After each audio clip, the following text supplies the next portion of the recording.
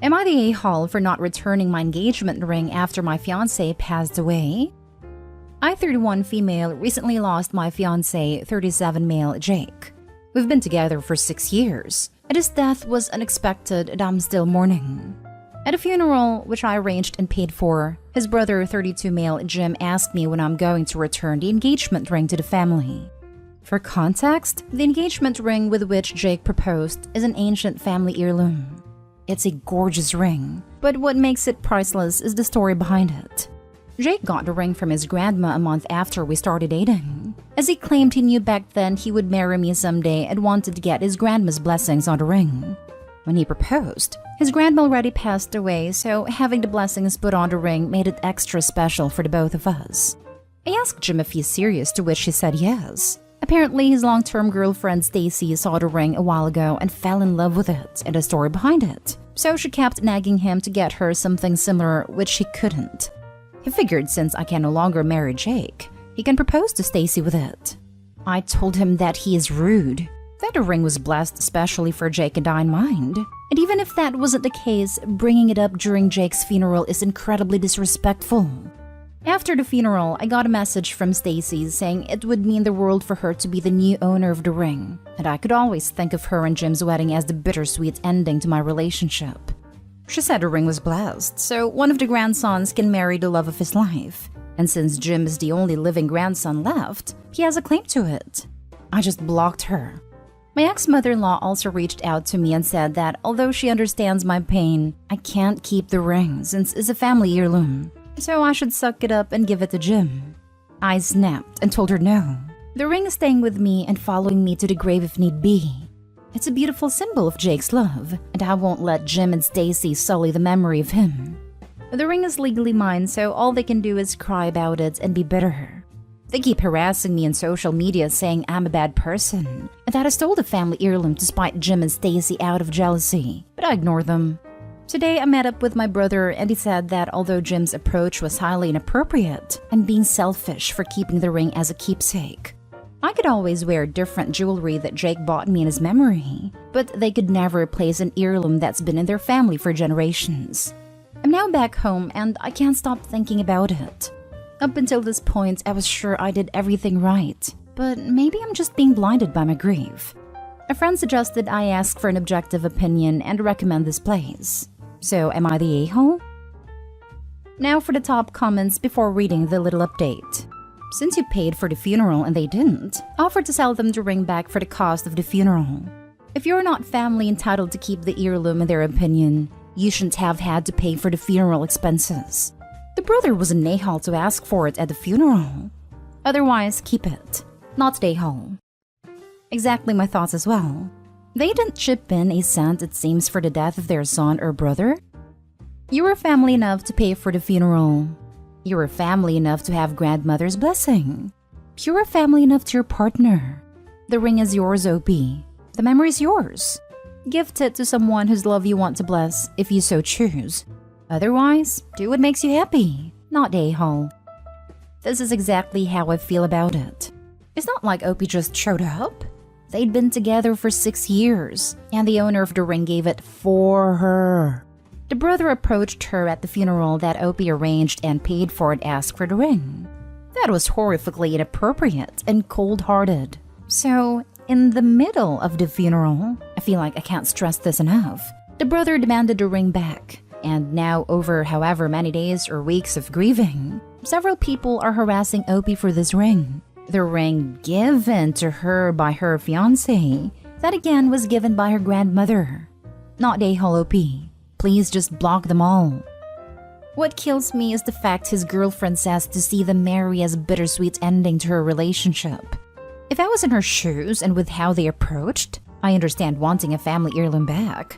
But they didn't help with the funeral. It was all being extremely insensitive towards her losing someone she loves. I wouldn't want to do them any favors either. Not sure if it'd be grief, spite, or right on my end, but they certainly could have handled that a lot better. Not stay home.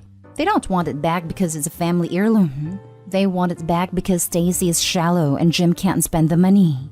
If he could buy the same ring, they wouldn't care, but are using the family BS to manipulate you. Tacky and disgusting. I can't possibly imagine asking someone who lost their husband for the engagement ring back. Now for the little update. I'm writing this to answer some commonly asked questions and because I think I've made up my mind on what to do with the ring. 1. I met Jake's grandma. She passed away a year before our engagement, and by that time I was already introduced to the family. 2. We were supposed to get married on October 31, 2022. We met during a Halloween party, so we thought it was fitting. My brother helped me cancel the wedding venue and catering since I didn't have the heart to do it. 3. We don't have children. Due to personal reasons, we never planned on having any biological kids. However, we did plan on adopting/fostering after our marriage was finalized. 4. Stacy did mention a couple of times how gorgeous my engagement ring is and asked if she could try it on, but I refused. Back then, I thought she was just trying to hint to Jim he should propose already. Didn't think she was actually interested in the ring itself. 5. The ring is legally mine. In Jake's will, I'm written as the beneficiary. The will was written 2 years ago and hasn't been changed since. 6. Jake passed away in a work-related accident. I claimed life insurance, plus sued the company he worked at since I believe his death was due to their negligence and could have been avoided. I'm currently in the legal battle with the company. 7. I paid for the funeral because I wanted to make sure everything was organized the way Jake would have wanted it. As horrible as it sounds, I was financially well off before Jake's death, and now due to his will, life insurance and company compensation, I'm practically rich. So I had the funds to organize him a really nice funeral. 8. When I told ex-mother-in-law that I'll take the ring to my grave, I meant it. When Jake passed, I considered joining him a couple of times before finally starting going to therapy. I don't think I'll ever date or get engaged again. It's too painful. 9. As for my decision, I would rather wait for the hell to freeze over than let Stacy and Jim get a ring. For now, the ring is staying with me. However, I am considering the following option. Jake has one cousin, 10 female, that lives far away. I used to babysit her while her parents still live in town. I think I'll gift her the ring after she graduates high school and pay for her college tuition using the life insurance money I got. I hope that way I can do right by both Jake and his grandma. They say time heals. Hopefully 8 years will be enough for me to let go of the ring. If not, I guess we'll see then. I'm not telling anyone in his family what I have planned. Let them think they've lost the ring forever. I think it's a punishment fit for their actions. By the way, I lost a comment that said this, but someone compared Stacy to Gollum. I don't know who it was, but this genuinely made me laugh for the first time in a while. Thank you. Next story. Am I the a-hole for yelling at my boyfriend for making me leave my best friend's wedding? My boyfriend, 27, and I, 26, have been together for 2 years. He's a good heart and is normally rational, but his one issue is that he expects to accompany me in every occasion, no matter how big or small. He even went with me to my ex-boyfriend's funeral after days of begging. Now, my best friend got married a few days ago. It was very small, and only close family and friends were invited. My boyfriend couldn't come because of the +1 rule, and he pitched a hissy fit, saying my best friend has no respect for my relationship, and was shocked when he learned that I was still going to attend. He told me that if he can't go, then I'm expected to not go as well. But that is my best friend, and I had to respect her rules. He gave me an ultimatum that either we go together or I stay home with him. I ended up going because, again, I respected my friend's rules. He was angry with me and kept calling the entire 2-hour drive, then stopped. Later, I got a text from his friend telling me he, my boyfriend, got into an accident and was taken to the hospital. I freaked out. He gave me the address and I had to leave the wedding and told my friends why. I was crying the entire drive home and kept calling his friend, but got no response. I arrived to the hospital and asked about my boyfriend, and they checked and told me he wasn't there.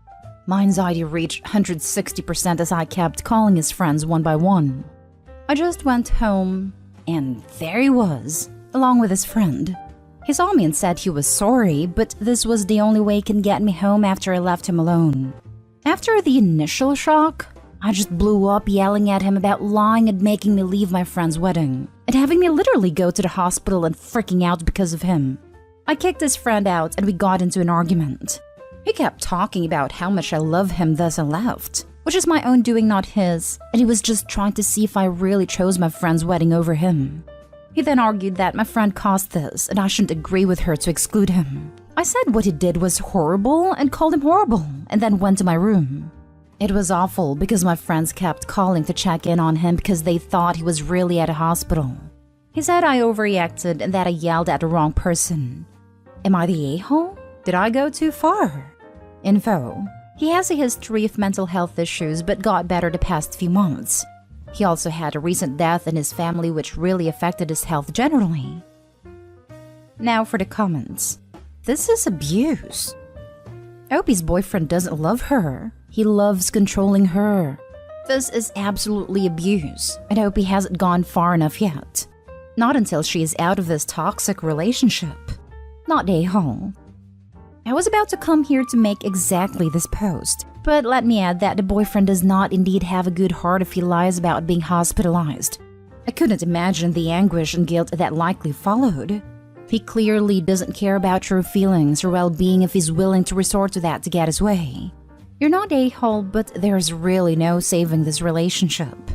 I don't care if this adds to the stereotype that Reddit tells people to leave too soon, but everyone else is right. Abuse just doesn't get better. Even if he somehow wakes up and starts trying to make it better, you have no responsibility to him to stick around until it does.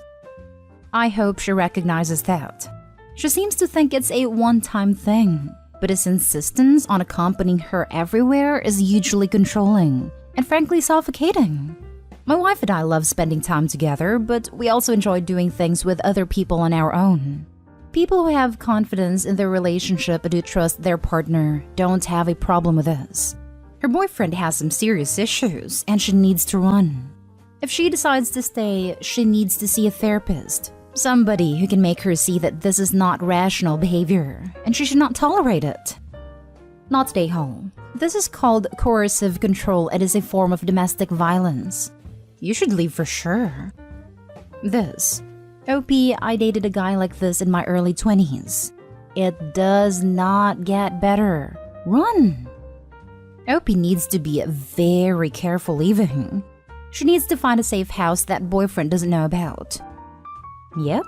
I had a friend who dated a guy who constantly threatened to end himself over things like her forgetting something at a grocery store or not staying home with him when he had a cold. It kept her nervous and on eggshells, careful not to upset the a-hole. I was so happy when she finally kicked that useless a-hole to the curb. Now for the last story. Am I the a-hole for siding with my mother when she and my wife got into an argument? My wife and I had our first child around 2 months ago. She was home isolated during her entire pregnancy after the 6-month mark because of some pregnancy complications. We had also agreed that the first 2 months after birth that our parents and siblings would be the only ones allowed to visit and see the baby, and our friends and the rest of the relatives could wait. As soon as the baby turned 2 months, my wife started trying to get back into her social life again. Sometimes she'd bring the baby with her, but sometimes she'd expect me to babysit. Whenever I couldn't babysit, she'd call her mom to ask her if she could care for the baby for a few hours. My wife's a great mom and she truly cares for our baby, but it's frustrating how she feels the need to go out the entire time. One day while she was out shopping with a friend of hers, I was babysitting the kid, and my mom visited me and asked where my wife was. I told her that she's out with a friend. My mom got very mad about how my wife went out, and she told me I have no backbone for not calling her out and telling her to stay home with the baby. I told my mom I'll handle this, but my mom waited until my wife got back home and she started scolding her. It wasn't a proud moment of me, and I really didn't want my mom to get involved, but my wife needed to hear it from someone else too. My mom told my wife that she is irresponsible and that she should cut down her meetings with friends and stay home to care for the kid as a proper mother would. My wife tried to defend herself, saying how I was always out with my friends both during her pregnancy and after she gave birth. But both I and my mom tried to explain how me going out is not the same as her going out. My mom told her that the little walks and coffee hangouts with her friends are over, and that she better get used to the fact that her social life will now be limited. It sucks, but that's how it is. I agreed with my mother and all that, and my wife is not speaking to me for days. She even sleeps in the guest room now and took the baby's crib there as well. She will only cook for herself and the baby and not for me. My mother-in-law and my sister-in-law have texted me saying I was a huge a-hole for this, and so was my mom. So I should not be surprised my wife is acting like that towards me. You're the a-hole. Notice how you say taking care of your own kid is babysitting? You didn't even mention the amount of time she goes out versus you. But you just want us to trust you that it's different for you? You don't even mention speaking to your wife before your mom said anything. Too bad your wife has 2 kids at home. Hopefully she sees the light and leaves the whiny entitled one. Genuinely hoping she gives that entitled one back to his mother. You're the a-hole simply for referring to look after your own child as babysitting. Yep, absolute he's the a-hole. I'm not gonna lie, I only read as far as babysitting the kid and that was enough for me. I knew I was going to put you're the a-hole just from the title, but good lord, you really suck. You and your wife decided to become a family and team when you got married, even before the baby.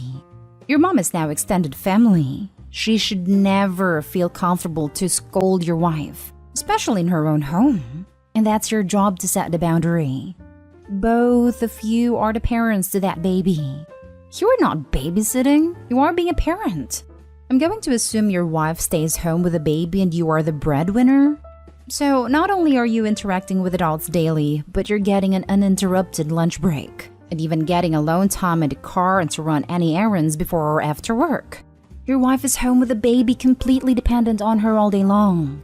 She has to stop everything for feedings.